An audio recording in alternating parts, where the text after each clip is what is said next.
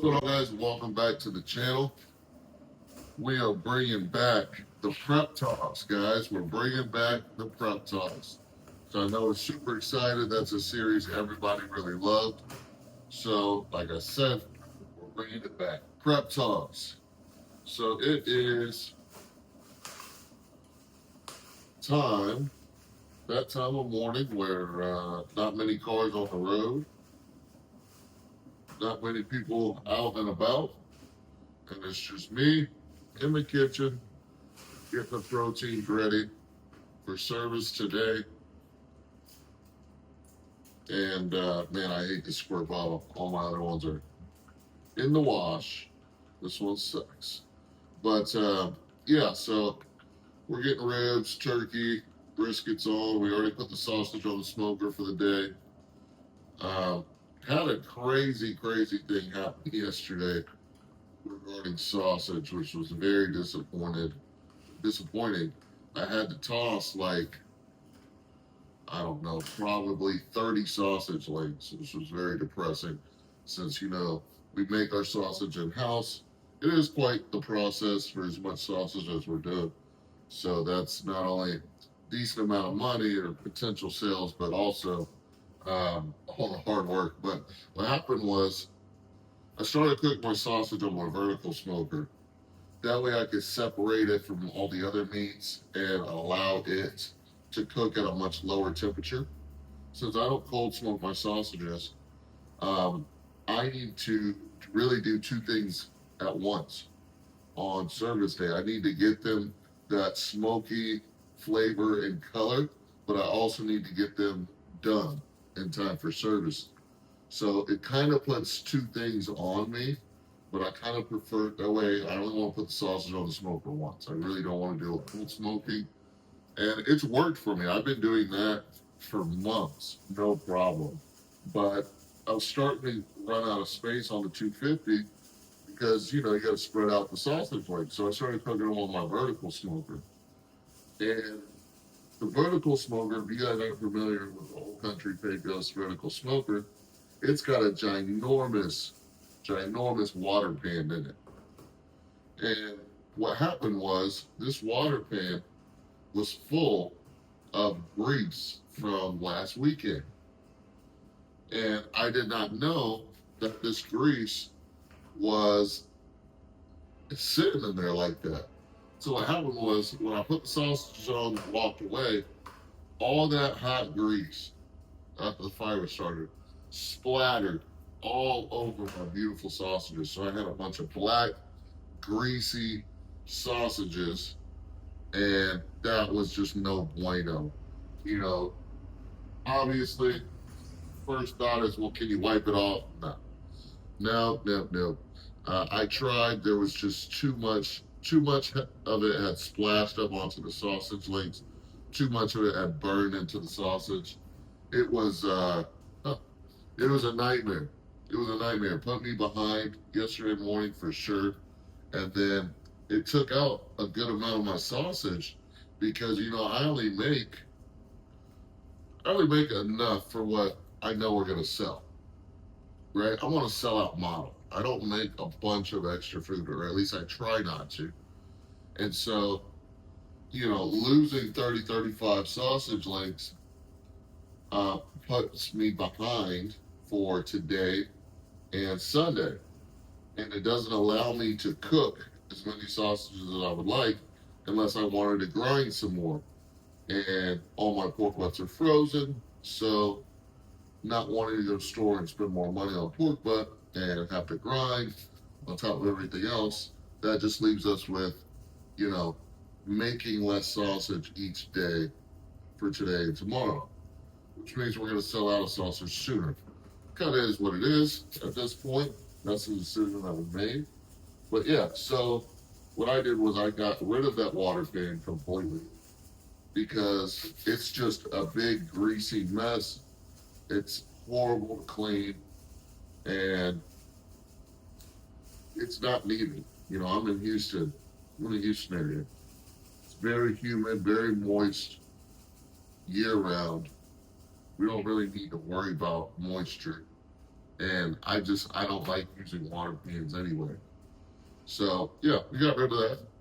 Threw the sausages back on there, not the bad ones, but the new ones, this morning. So we shouldn't have those issues any longer. That's the idea. Got these ribs done. We'll get this turkey seasoned up and this brisket seasoned up. But yeah, guys, so that was craziness. That was craziness. The other thing I want to talk about was I think you really need to have a goal. You really need to set clear goals when it comes to building your business and what you're doing because, I talked about in a previous video about achieving your dreams. That's one thing, right? But in order to hit some of those dreams, you need to have clear set out goals. And that's something that I used to I used to have really clear goals in previous businesses and previous jobs. I used to have very clear set out goals that I knew I was trying to achieve. And when it comes to this barbecue thing, I really got away from that. And I really haven't had clarity in my goals and what I'm trying to do. And like I had alluded to in a previous video, I was really just trying to impress people with my food and my culinary, background and my recipes and menu items and things like that. And I was really just trying to, impress you guys on YouTube, impress, uh, customers, impress maybe taste testers, things like that. And my whole goal, I guess, really was just like, hey, I guess if I can get the attention of Texas Monthly, everything will change. But what I've realized this week is that I can't just rely on that. I can't just rely on that to make or break my business. That's not a good business plan. That's not a good goal. It can be a goal to be recognized by Texas Monthly. That can be a goal, but it can't be the only goal. It can't be the only goal because there's so many barbecue restaurants in the state of Texas. There's so much surface area for these people to cover in the state of Texas. And even if they did make it out here, I think I got some of the best barbecue in the state of Texas. But, it's not all about who has, the best brisket anymore. They're looking at a lot of other things when it comes to getting on these lists these days, from your sides to your overall experience at the restaurant, desserts, so on and so forth. And I think, genuinely, I'm a pretty optimistic person. Some people might say a little too optimistic, get my hopes up a little bit. Um, but I think they're fair. I think they're fair. Do they maybe have connections with certain places or friends with certain people? Yeah, but that's gonna happen. That's pretty normal. It's pretty natural. I think the process is pretty fair, to be honest, from what I've seen and what I've heard and what I've understood. But just because it's fair doesn't mean you're gonna come out on top. You might think that. I might think that. But somebody can come and maybe we have an off day, or maybe my style of barbecue isn't what they're looking for. So on and so forth. So you can't bank your entire business on something like that. And that's what I was doing. So that's my mistake. That's my mistake. But so I am currently working on goal setting, really figuring out exactly what I want out of this barbecue business thing. And I think you need to do the same thing. Because if you go in just because you saw my channel, saw a couple other people's channel and you thought, man, this would be a fun thing to do. I've always wanted to do barbecue. Maybe I could go buy a food trailer. Maybe I can get a food truck. Maybe I could do a pop up. No one's saying don't do it. Go do it. Have fun. But have some goals in mind. And maybe your goal, maybe your first goal is that, you know what? I'm going to go out, I'm going to do a pop up, and I'm just going to see what it's about. I'm just going to see if I like it. If people like my food. If that's your first goal, no problem. But once you start going out consistently, you need to start setting some bigger goals. You need to start figuring out your why. Why are you doing it? As much as of a cliche that is, it is true. You have to start with why. You have to figure out why you're doing it. For me, I think I originally started doing this because I was in a place in my life where I didn't have consistent income. I wasn't building anything. I was kind of depressed, anxious, and not really knowing what I was going to do career wise, money wise. And so I said, you know what? I know restaurants, I know food business, I know how to cook. Let me get back to doing that. And it just so happened that it was summertime. I had just bought an Old Country Pecos offset smoker, and I was really kind of interested in doing the smoked meats. And I started watching YouTube videos, and I went down the rabbit hole like many of you guys probably have and do. And I was like, man, this just seems so fun. The community seems awesome.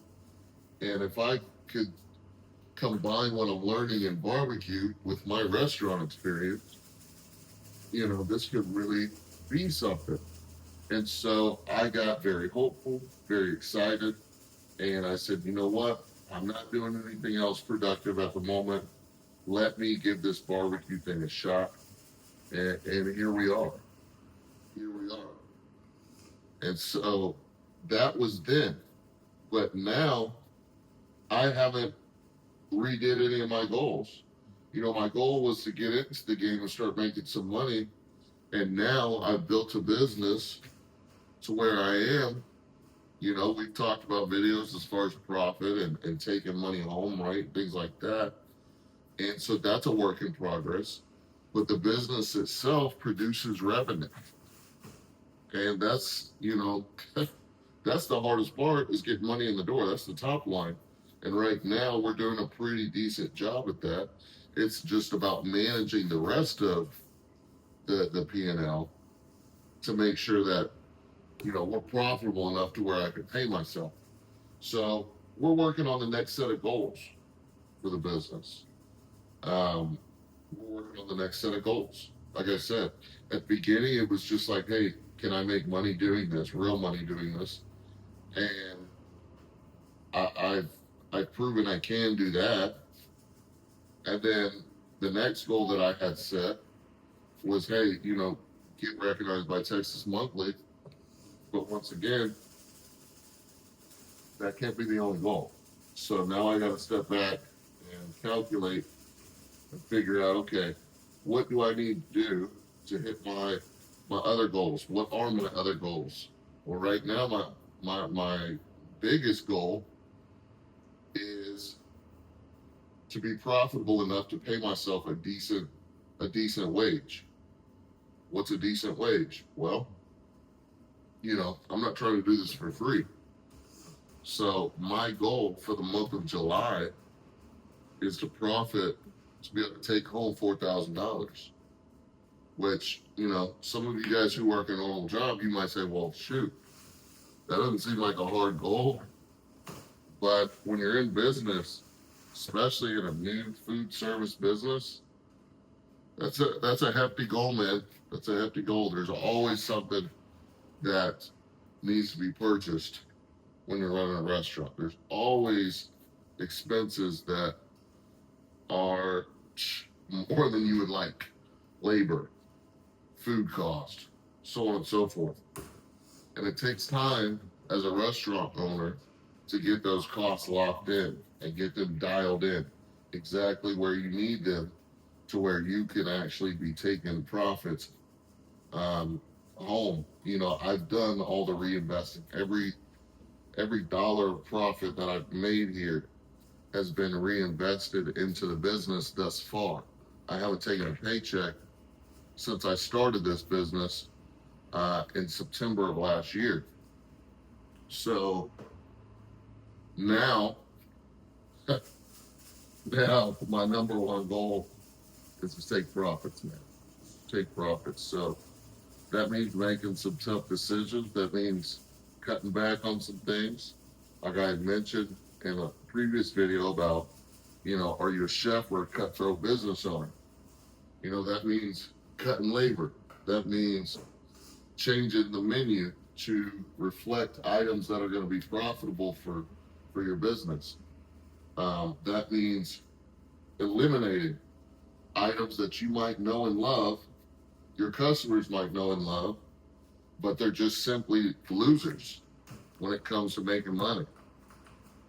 That also means putting in a little more work yourself. So, anyways, I'm not going to rant and rave all morning, guys, but I did want to come on here and do this prep talk for you guys.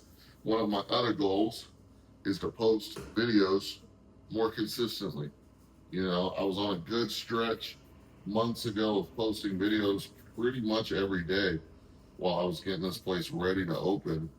And, you know, I'm not going to commit to getting back to daily videos, but I am going to commit to uploading more videos, and we'll see where that takes us. But with that being said, I will see you guys in the next one. Peace.